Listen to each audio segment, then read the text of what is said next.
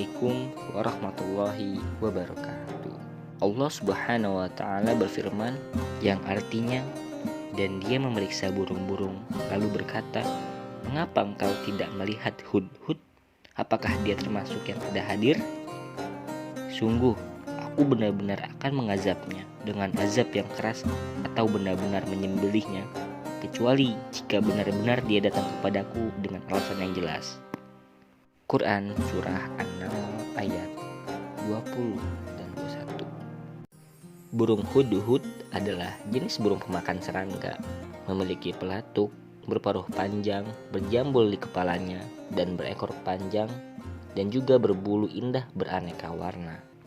Ia hidup dengan membuat sarang atau lubang pada pohon-pohon kayu yang telah lama mati dan lapuk. Dalam bahasa Melayu, burung hudhud disebut burung takur.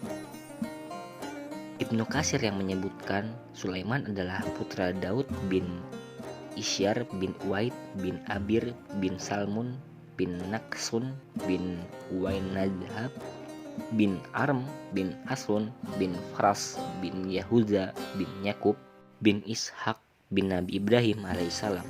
Nabi Sulaiman wafat di usia 52 tahun di Baitul Maqdis pada 1923 sebelum Masehi. Sebagai seorang raja sekaligus nabi dan rasul, Sulaiman alaihissalam dianugerahi oleh Allah Subhanahu wa Ta'ala ilmu dan kekuasaan yang luar biasa. Tidak pernah ada terjadi sebelumnya dan tidak akan terjadi sesudahnya. Bala tentaranya yaitu meliputi manusia, jin, hewan, dan angin. Nabi Sulaiman alaihissalam juga memiliki kemampuan untuk memahami dan dapat berbicara dengan binatang seperti burung, semut, dan hewan lainnya. Sebagaimana ayahandanya, Nabi Daud alaihissalam, mereka berdua menyadari bahwa semua ilmu dan kekuasaan yang mereka miliki itu adalah semata-mata anugerah dari Allah Subhanahu wa Ta'ala. Oleh sebab itu, mereka berdua sangat mensyukuri apa yang telah Allah berikan itu.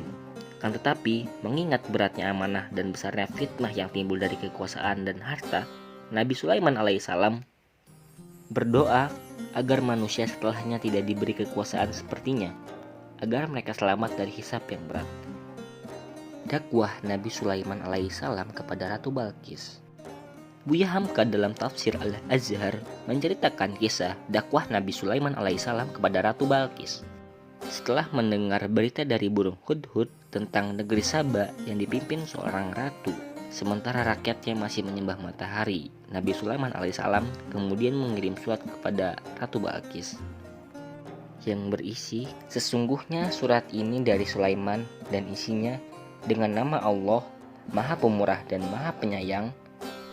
Dan janganlah kamu sekalian sombong terhadapku dan datanglah kepadaku sebagai orang-orang yang berserah diri." Quran Surah An-Naml ayat 30 hingga 31.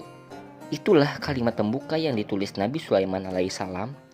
Selanjutnya, sang raja menambahkan, mengajak Ratu Balqis untuk masuk Islam dan menghentikan ibadah menyembah matahari.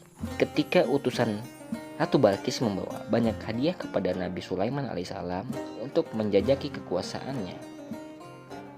Beliau berkata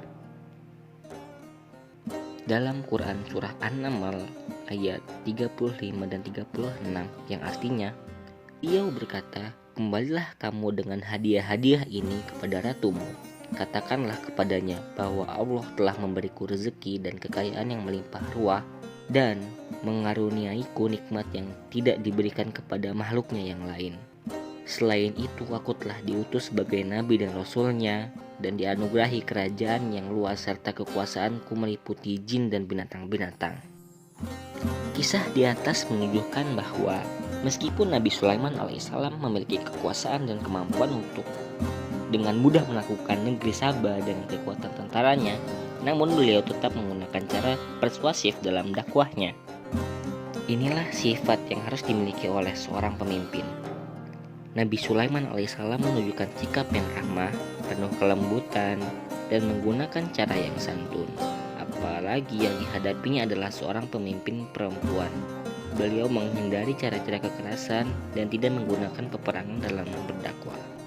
Allah Subhanahu wa Ta'ala memberikan banyak ujian kepada Nabi Sulaiman alaihissalam, namun Allah juga dikaruniakan kecerdasan dan hikmah. Kecerdasan dan hikmah Nabi Sulaiman alaihissalam tidak hanya berlaku kepada manusia, tetapi juga memberikan keadilan dan kemakmuran kepada binatang. Kontrol dan disiplin sangatlah penting, apalagi dalam dunia militer. Pasukan yang melakukan apel siaga tidak boleh terlambat, apalagi absen. Prajurit yang indisipliner tentu akan menanggung konsekuensi. Hal itulah yang diterapkan oleh Nabi Sulaiman alaihissalam kepada seluruh pasukannya, baik manusia, jin, maupun binatang, termasuk hudhud. Pengawasan atau kontrol dalam manajemen sangatlah penting, agar kesalahan dalam kinerja yang terjadi dapat terdeteksi dan segera diperbaiki. Pengawasan yang efektif akan membuahkan hasil yang maksimal dalam perkembangan teknologi seperti saat ini. Kontrol dapat dilakukan dengan terjun langsung oleh pemimpin atau bisa melalui perangkat sistem yang terintegrasi. Selain kontrol, kisah Nabi Sulaiman alaihissalam dan Hudhud juga mengajarkan kedisiplinan. Disiplin merupakan suatu sikap menghormati, menghargai, patuh, dan taat terhadap peraturan-peraturan yang berlaku, baik tertulis maupun tidak tertulis, serta sanggup menjalankan dan tidak mengelak untuk menerima sanksi-sanksinya apabila melanggar tugas dan wewenang yang diberikan kepadanya. Disiplin juga berarti sikap hidup dan perilaku yang mencerminkan tanggung jawab tanpa paksaan dari luar. Hal ini berkait dengan kemauan dan kemampuan. Mungkin cukup sekian, kurang lebihnya mohon maaf. Wassalamualaikum warahmatullahi wabarakatuh.